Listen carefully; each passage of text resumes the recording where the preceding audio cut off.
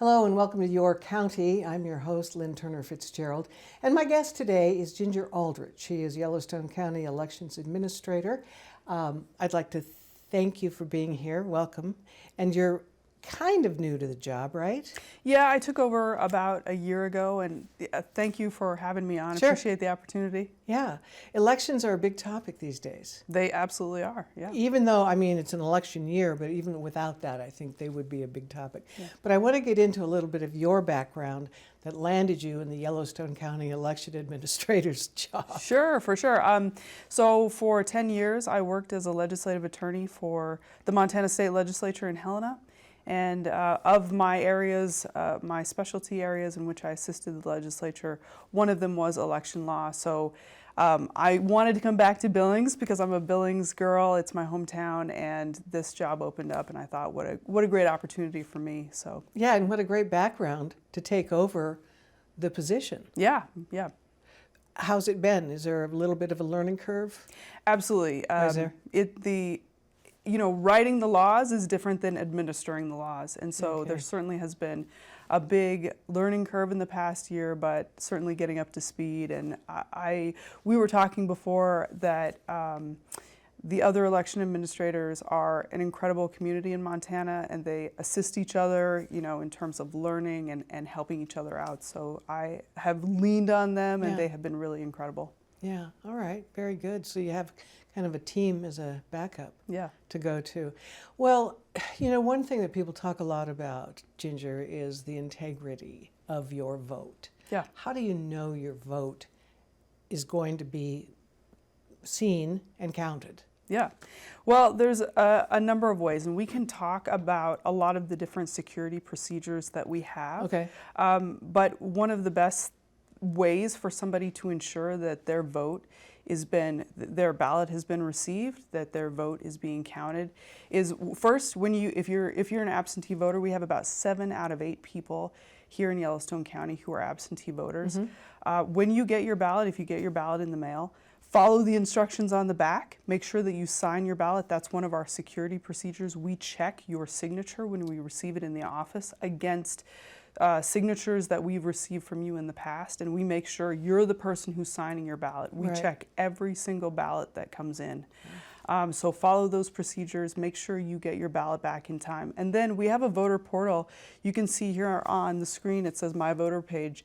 It'll take you to what's myvoterportal.mt.gov. It is a portal that's run by the Secretary of State, and you can put your name in there, and you can see what the status of your ballot is. Has it been sent out? Has it been sent back to the election office, and have we received it? Has it been accepted for counting? It will tell you all of that on the portal. And if you can't access the internet, you can always call our office. Our staff are absolutely happy to talk to voters and help them at any stage during the process. Well, after you've, say, mailed in an absentee ballot, I'm sure you need to wait a little while for that thing to be processed. Right. Yep. Well, once we receive it, we try to check those ballots in. We try very hard to check them in the same day that we receive them in the mail. Wow. So that would be updated the same day. It might take a day, it might be a day lag, but then the signature checking is the signature verification is the second stage. Mm-hmm. And that will happen very quickly as well. So that status will change from received to accepted. Okay. Yeah. How many ballots do you get? Well, it depends on the election. Oh, so sure. If you look back at the municipal election from November, so that's the city elections that happen every other year, we had the city of Laurel, the city of Billings, and the town of Broadview, and we sent out 66,000 ballots, and that is an all-mail ballot election. So regardless of whether you prefer to vote in person or you prefer to vote on the absentee list, which is when you receive your ballot in the mail. Mm-hmm. So that usually is for a federal election. If it's an all-mail ballot election, every elector in the county receives their ballot in the mail. Okay. So if you have, though, let's say it's a different type of election where you could vote in person. Right. If you're already registered as an absentee voter, will you automatically receive a ballot in the mail? Yeah, if you are registered as an absentee voter, you will automatically receive your ballot in the mail, unless we have registered voter list maintenance procedures that we have to follow every year by law. So it depends on this year, anybody who sent the Postal Service a change of address. We have that list of people, and we sent them a letter that said, hey, we think you changed your address. Yeah. We want you to take an affirmative step so that we know that you still are registered where you say you are. You need to send us back a letter. We send out 2 letters over 2 months, and if people don't return those letters over those 2 mailings over 2 months, they then get moved to the inactive voter list. Okay. So an active voter who's on the absentee list will always get their ballot in the mail. But if you get moved to the inactive list because you fail to respond to these mailings that we send you, we're going to move you to the inactive list. And if you're on the inactive list, you will not receive a ballot automatically. You have to take an affirmative step to get placed back on the active list. And you can, again, if you go to my voter page, you can see it'll say, are you an active voter or are you inactive? So you can change your address online as well? So we need to confirm that the person who is trying to change their address is the actual person Right. who's registered. So we have the voter form, like the registration form that you can access online, but you have to print it out and sign it for us because, again, we're using that as the security procedure when we check your ballot later. So you can do it, you could send that back to us by email, but you're going to have to physically print it out and then scan it or email it back in. I'm sure they could come into your office and do the same thing. Absolutely, yep. Okay. Yep. And what about getting registered for the first time? Let's say you're a new Yeah. voter. Well, Yeah. how do you do it? It's really easy. We have our voter registration application online in the office. Once you turn 18, or if you're nearing 18, you can come down to our office and we will provide you with the form. If you can even call our office and we'll send you the form. If you don't have access to email, you don't want to print it out or whatever. It's very, very easy. It's easy to update your registration information. It's the same form to do a lot of things. So you just print out that form. It's a 1-page form. You provide us with the information it asks you for, and you're registered. How do you prove the right person is asking to be registered? I mean, is there an opportunity for fraud? So there's a tiered system so we're looking for your driver's license number, we're looking for the last 4 of your social security. Okay. There are certain identifiers that we then use to go out and check you are who you say you are. Right. Some voter registrations can happen at motor vehicles. That's actually another great way to get registered is when you go to get your driver's license, there's a little box you can check that says, hey, I want to vote, I want to register here. And then we already have verified your information through motor vehicles. Right, okay. So you're double and triple checking everything, Absolutely, right? absolutely. I was going to ask, so how are the precincts then determined? Does the city jump in and do this, or is it all county? So if I can rewind slightly, Yeah. after the census, so we do the census, and after the census, under the Montana Constitution, there's the Districting and Reapportionment Commission, which is a 5-member commission at the state level. And that commission meets and divides the state into congressional districts, and then they also look at the Montana State House and Senate districts. So in the Montana House, there are 100 seats. They chop Montana up into 100 districts where there's equal population in each of those. And then if you take 2 of those districts and pair them together, they create a Senate district. So after the census, they have to do that. They did that last year. They then sent it to the Montana legislature and they said, hey, tell us, what do you think about our plan? The legislature said, hey, we think you need tweaks here or there.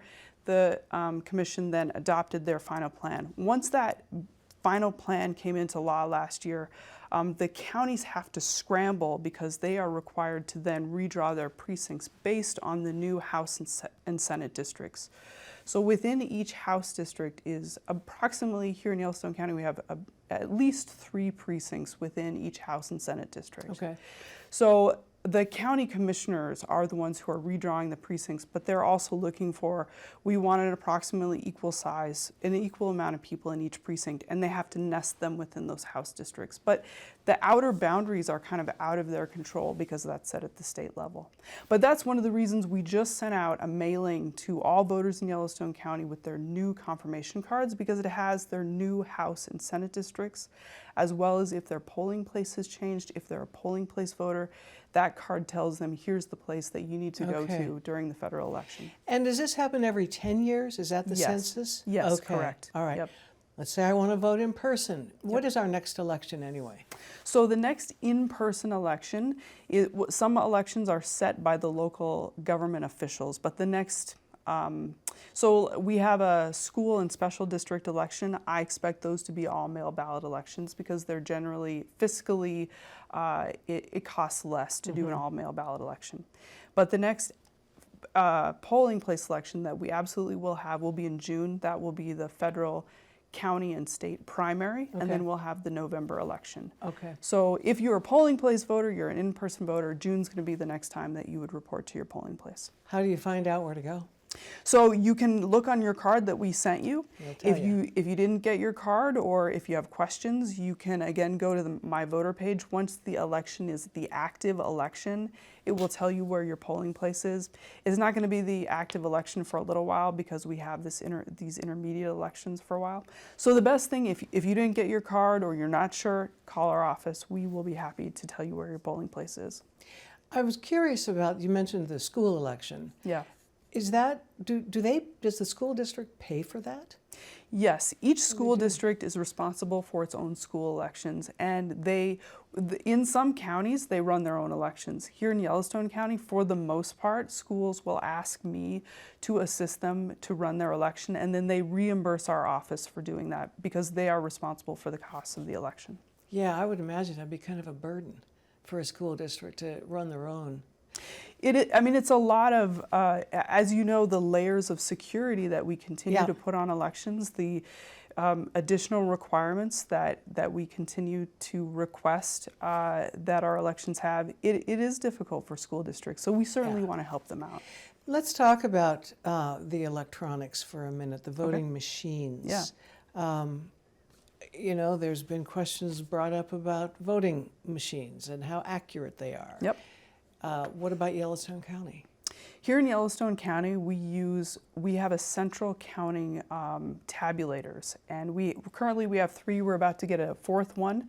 And what I can tell you about the tabulators is this: we have a vendor who produces those tabulators, and they assist us in the programming. They'll then send us a test deck of ballots, and every election it's reprogrammed. But we take that test deck and we set it aside. We make our own test deck. We say, all right, we're going to create this many ballots where we vote for this many people in this many things. We create our complete own test deck. We run that test deck through the machines in a public test. We put that public test out in the Yellowstone County News as a legal notice. We invite the public. We would love people to come and watch. If people would like to come, we want them to come and see these machines being tested. So before an election, we do a public test. Then the day that we start counting, we again will test a portion of those machines. They then do the counting. And then in certain elections, in a federal election, there's what's called a post-election audit. So at the state level, the State Board of Canvassers will, they will by dice, they will choose the precincts and the races that we have to do a hand count of. So we take that portion of the ballot, so we take a particular precinct and then we hand count everything and we compare it to what came off the machines.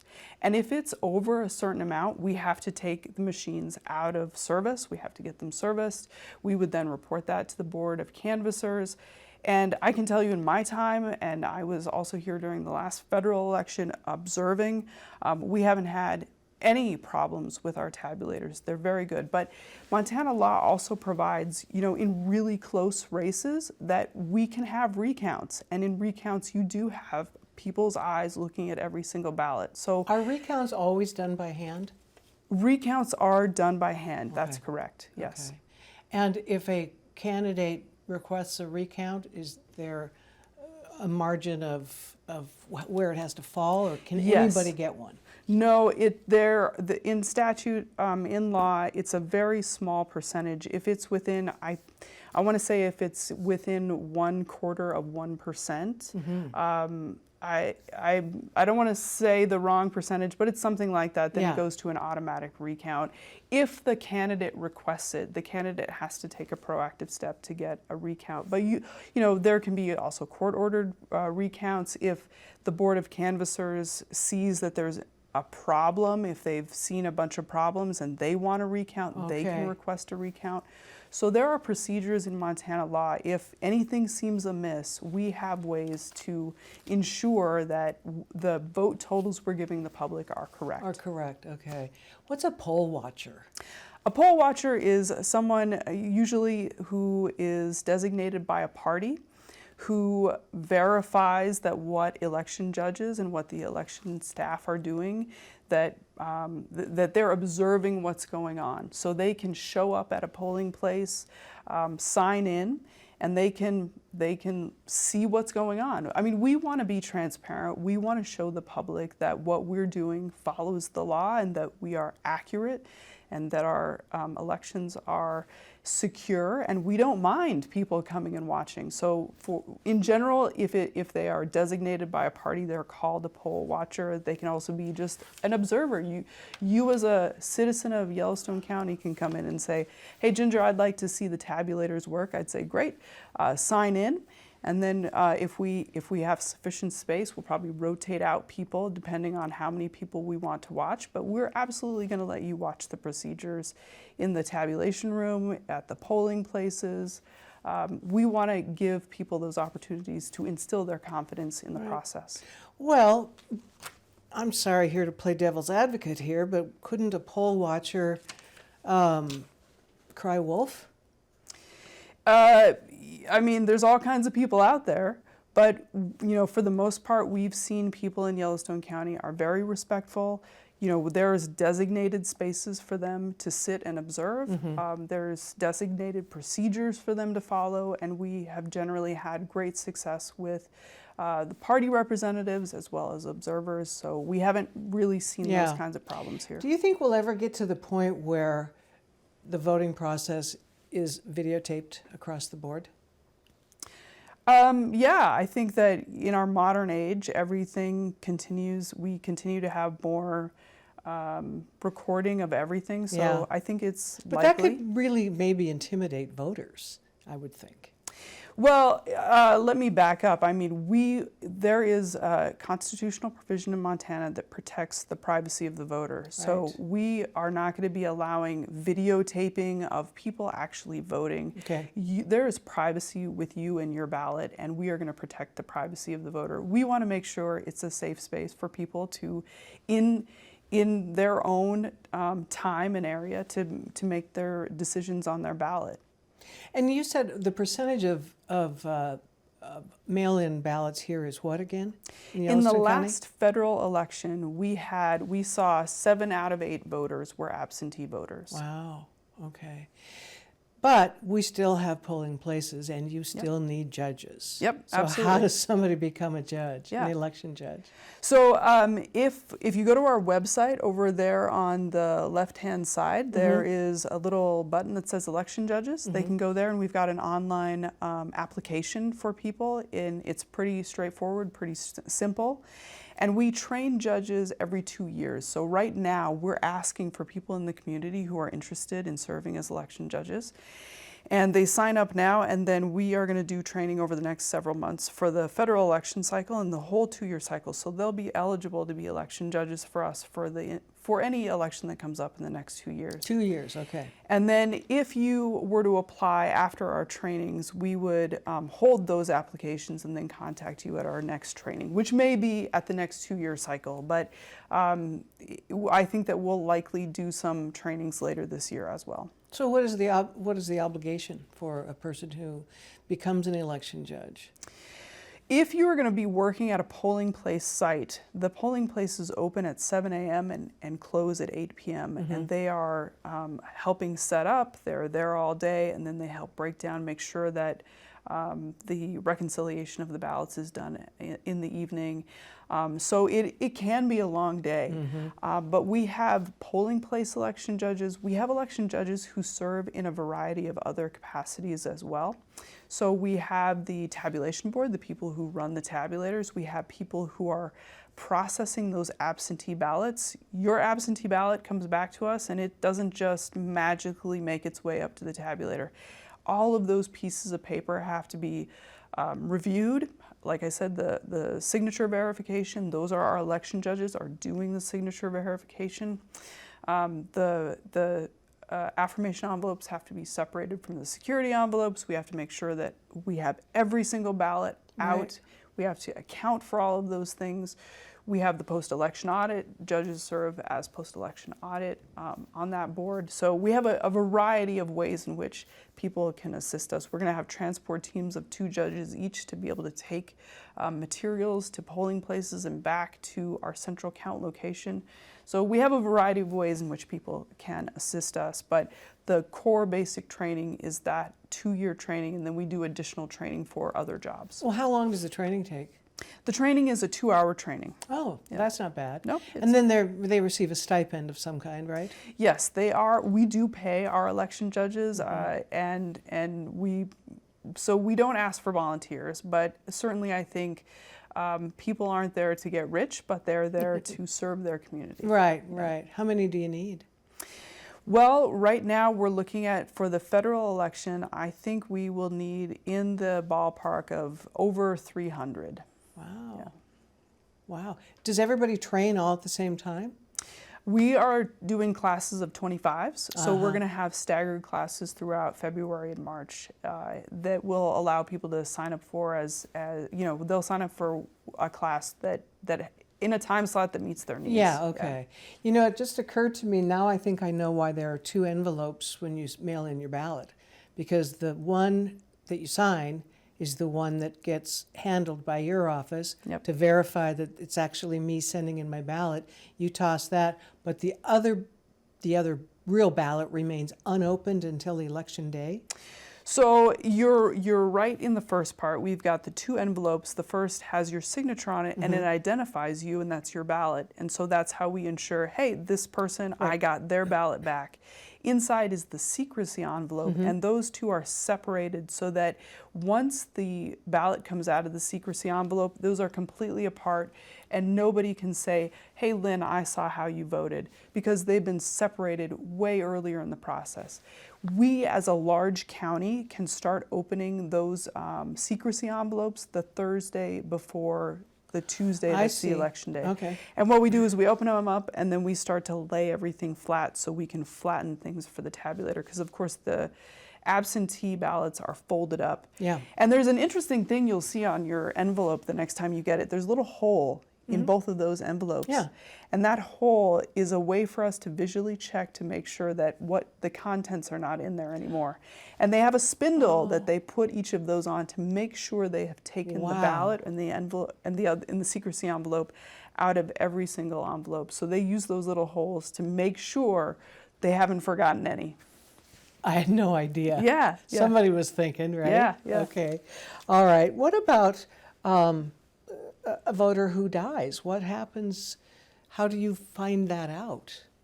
So we look at the obituaries. If there's a published obituary and there is a date, a birth date that matches, we can then take them off the voter rolls. But we also receive the death index that comes through the Montana Department of Health and Human Services over to the Yellowstone County Clerk and Recorders, and then it arrives at us.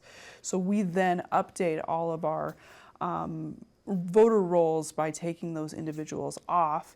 If you were to die, let's say you received your absentee ballot, you passed away, but you had already voted your ballot, that ballot will be counted. It'll count, okay. Yeah. But if you, let's say you have a family member who passed away and you have received a mailing from us and you say, well, they haven't gotten taken off the rolls. If you bring the death certificate down to our office, we can also take a copy of that and make sure that person is removed. They don't, okay, all right. Well, we're just about out of time. I'm wondering if there's anything you want to add. What else do we need to know? I want Yellowstone County voters to know that we are doing our very best to ensure the accuracy, the security, and the integrity of their elections. I want them to know that they can call our office if they have questions. They can come down. We are happy to have observers. We want them to have confidence in this process. And if they have questions, social media isn't always the place to go. Your election officials have a lot of information. We're happy to share it with you. Come to us with your questions. We want to clear up the confusion, the questions. Yeah. We want to talk to voters. And our office is kind of a fun place to go. So come on down. Well, and aside from joining you in your office, the website really has got a lot of information on it, just a lot. So if you can't find it there, go visit Ginger. Are you on the first floor of the courthouse? We are in the first floor of the courthouse. We're right opposite the motor vehicle division. So if you're getting your plates, you can just go across the hall. All right. I want to thank you for being with us. Thank you for having me. And thank you for joining us on Your County. We'll see you next time.